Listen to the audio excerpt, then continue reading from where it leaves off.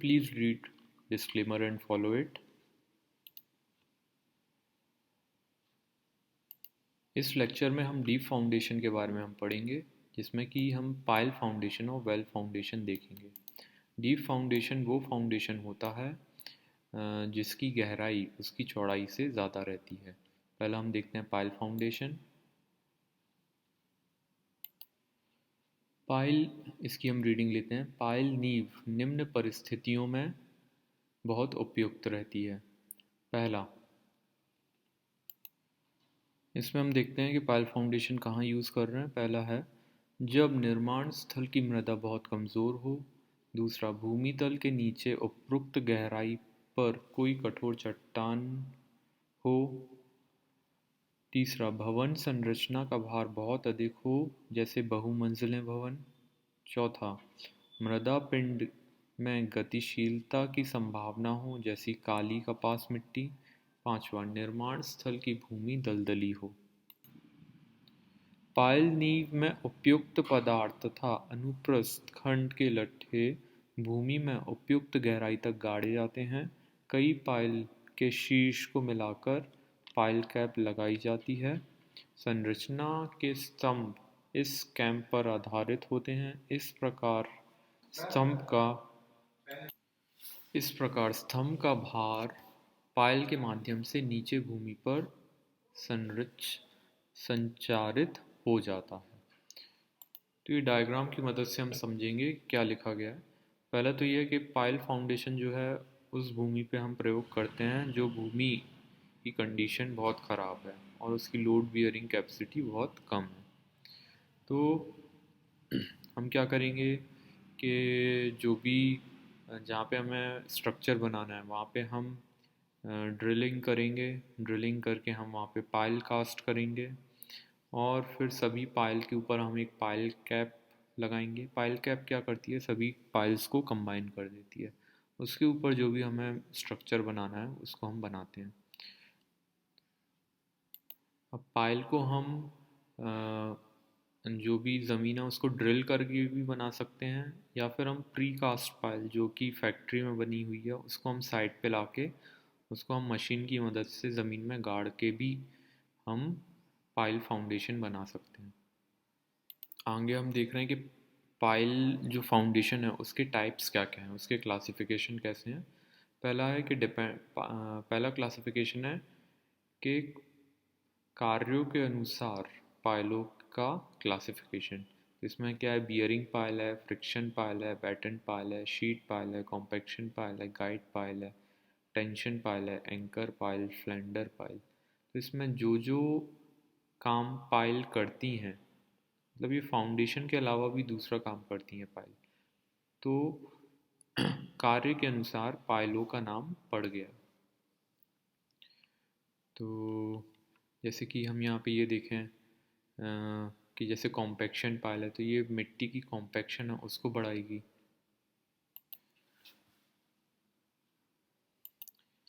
और जैसे anchor pile है तो ये क्या करेगा कि एंकर की तरह काम करेगा। बियरिंग पाइल है तो ये क्या है, लोड को बियर करेगा नीचे का जो स्ट्रेटा है उसमें। फ्रिक्शन पाइल है, ये क्या करेगा कि फ्रिक्शन की मदद से जो ऊपर जो इसके स्ट्रक्चर है उसको संभाल के रखेगा। कॉम्पैक्शन पाइल क्या करेगा कि जो भी मिट्टी है उसको कॉम्पैक्ट करने का काम करेगा। इस तरह से ये जो है अलग अलग तरह के पाइल हैं। शीट पाइल है, शीट पाइल क्या करेगा कि एक शीट का काम करेगा, है ना। दो पाइल के बीच में एक शीट लगी रहेगी तो ये पानी को रोकने का काम करेगा इस तरह से।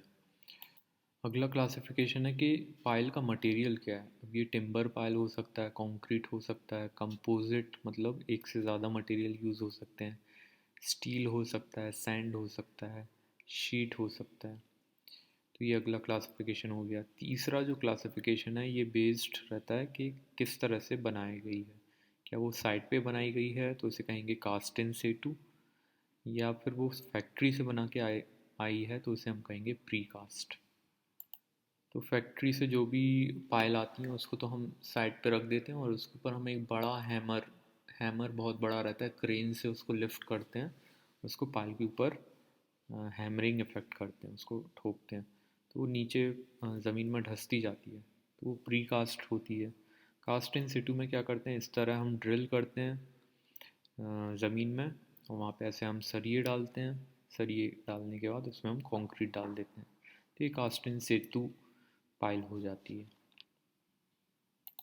एक स्पेशल तरह की पाइल आती है अंडर रिम पाइल, जो इस तरह से दिखती है, तो कुछ इस तरह से, इस तरह से। अंडर रिम पाइल क्या होती है और कहाँ पे हम इसका यूज़ करते हैं, उसके लिए हमें इसकी रीडिंग लेनी पड़ेगी। अंडर रिम पाइल की फैलने वाली मिट्टी में उपयोगिता। ठीक है, अंडर रिम पाइल क्या होती है? यह पाइल उन मृदा के लिए बहुत उपयोगी होती है जो कि पानी के संपर्क में आने पर फूलती हैं या जल के सूखने पर संकुचन होती हैं, जैसी काली कपास मिट्टी। तो जैसी मिट्टी में यदि स्वेलिंग और श्रिंकेज हो रहा है, फैलाव और सिकुड़न हो रही है, वहाँ पे हमें अंडर रिम पाइल का प्रयोग करना पड़ेगा। आगे हम देखते हैं कि काली कपासी मिट्टी में नींव निर्माण में आने वाली समस्याएं। इसकी हम रीडिंग लेते हैं कि काली कपास मिट्टी में नींव निर्माण में आने वाली समस्याएं क्या होती हैं। पहला, इस मिट्टी में कण बहुत महीन होते हैं। जलाशय परिवर्तन के साथ इस मिट्टी में बहुत अधिक आयतनिक परिवर्तन होता है, अतः मौसम परिवर्तन के फलस्वरूप मिट्टी में जलाशय परिवर्तन होने पर नींव क्षेत्र की मिट्टी काफ़ी उथल पुथल होती रहती है, जो नींव के लिए हानिकारक है। दूसरा, काली कपास मिट्टी पानी सोखकर फूल जाती है, जिससे कि इसके आयतन में वृद्धि होती है। इस वृद्धि के कारण मिट्टी में पार्श्व विचलन लेटरल डिस्प्लेसमेंट होता है। लेटरल पार्श्व विचलन के समय मिट्टी नींव पर बहुत अधिक क्षैतिज दबाव डालती है, जिससे नींव खसक सकती है और विफल हो सकती है। पानी सोखकर यह मिट्टी बहुत मुलायम हो जाती है और इसकी धारण क्षमता बहुत कम हो जाती है, जिससे नींव के धंसने का खतरा उत्पन्न हो जाता है। चौथा, मिट्टी में जल के सूखने पर काफ़ी संकुचन होता है, जिससे इसके आयतन में कमी होती है। इसमें मृदा में बड़ी बड़ी व गहरी दरारें पड़ जाती हैं। संकुचन दरारें 15 से 20 सेंटीमीटर चौड़ी तथा 2.5 से 4 मीटर तक गहरी हो जाती हैं। इस कारण से इस नींव में अस्थित्व का खतरा उत्पन्न हो जाता है। तो ये सारे पॉइंट हमने देखे कि सिर्फ मिट्टी का जो नेचर है, फैलना और सिकुड़ना पानी की मात्रा के कारण, उसके कारण ये सारी प्रॉब्लम हो रही हैं। तो हमें अंडररिम पाइल का प्रयोग करना पड़ेगा। आगे हम पढ़ते हैं कि अंडररिम पाइल की फैलने वाली मिट्टी में उपयोगिता। काली कपास मृदाओं में जब जलाशय की मात्रा बढ़ जाती है तो इसमें अत्यधिक फूलन होती है और मृदा कणों में पार्श्व विचलन आरंभ हो जाता है, लेटरल डिस्प्लेसमेंट। इस कारण पाइल पर ऊपर की तरफ ऊर्ध्वाधर बल कार्य करने लगता है। इस ऊर्ध्वाधर बल के कारण सामान्य खंड की पाइल ऊपर उठ जाती हैं। अंडररिम पाइल में बल्ब लंगर एंकर का कार्य करते हैं। इस कारण यह पाइल ऊपर नहीं उठ पाती हैं। यह पाइल काली मिट्टी, रेतीली मृदा तथा भराव वाली भूमि के लिए उत्तम हैं। यह सस्ती पड़ती हैं तथा कम समय में बनाई जा सकती हैं। इस प्रकार की नींव के लिए अधिक गहराई तक जाने की आवश्यकता नहीं रहती है। यह नींव को भूमि के उत्थान अपलिफ्ट दाब से भी सुरक्षित रहती है। तो अंडररिम पाइल से क्या हो रहा है कि मिट्टी के फैलने और सिकुड़ने से जो भी अ, अ, नींव पे जो भी इफ़ेक्ट आ रहा है, मतलब नींव को मिट्टी ऊपर फेंकना चाह रही है, तो अंडररिम पाइल में जो बल्ब लगे रहते हैं इस तरह से, तो वो फाउंडेशन को जो है स्टेबल करके रखते हैं और उसको ऊपर नीचे नहीं जाने देते। ठीक है, ऊपर नीचे आगे पीछे उसको नहीं जाने देते। ठीक है, अब अंडर रिम पाइल बनाते कैसे हैं, उसके लिए एक टूल हम यूज़ करते हैं जिसे हम कहते हैं ये टूल है, उसे हम कहते हैं अंडर रिमर, और उसमें ब्लेड लगी रहती हैं कोलेप्सिबल ब्लेड लगी रहती हैं और उसके नीचे एक बाल्टी लगी रहती है। ठीक है, तो इस तरह से हम क्या करते हैं, उसको हम ऐसी गहराई में लेके जाते हैं। ठीक है, इसकी हम रीडिंग ले लेते हैं। अंडर रिम पाइल बनाने के लिए पहले भूमि में उपयुक्त गहराई तक बर्मे से सुराख करते हैं।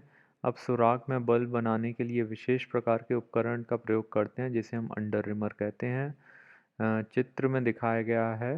अंडर रिमर में दो सिमटवे ब्लेड होते हैं तथा नीचे मिट्टी इकट्ठा करने के लिए बाल्टी लगी रहती है। जिस गहराई पर बल्ब बनाना होता है उस गहराई पर सुराख करके वहाँ पे अंडर रिमर लटका दिया जाता है। अब अंडर रिमर के केंद्र छड़ पर बल्ब लगाया जाता है जिससे सिमटवा ब्लेड फैल कर घूमने लगता है और आसपास की मिट्टी कटने लगती है। यह कटी मिट्टी बल्ब में इकट्ठा होने लगती है। ब्लेडों के फैलने के कारण अंडर रिमर के तल पर सुराख का व्यास बढ़ जाता है। अब आगे बर्मे के सुराख करने का कार्य बढ़ाया जाता है तथा वांछित गहराई तक सुराख हो जाने पर उसमें कंक्रीट भर दी जाती है। आवश्यकता अनुसार सुराख में प्रबलन इस्पात भी डाल दिया जाता है। अंडर रिम पाइल का व्यास 20 से 50 सेंटीमीटर होता है तथा इसके बल्ब का व्यास पाइप के व्यास से 2.5 गुना होता है। इस पाइल की लंबाई 3 से 8 मीटर हो सकती है। जब दो या दो से अधिक बल्ब बनाना हो तो इसकी उत्कर दूरी बल्ब के व्यास का 1.25 से 1.5 गुना रखी जाती है। ठीक है, तो इस तरह से ये टूल हम यूज़ करते हैं। होल को ड्रिल करके उसको हम ये टूल को डालते हैं, अंडर रिमर कहते हैं, और उसके ब्लेड खुल जाते हैं, गोल गोल घूमता है, इस तरह से वो बल्ब बन जाता है। फिर वहाँ पे हम सरिये डाल देते हैं और फिर कंक्रीट डाल देते हैं। इस तरह से ये अंडर रिम पाइल बन जाता है। ठीक है, नेक्स्ट हम देखेंगे वेल फाउंडेशन। Thank you.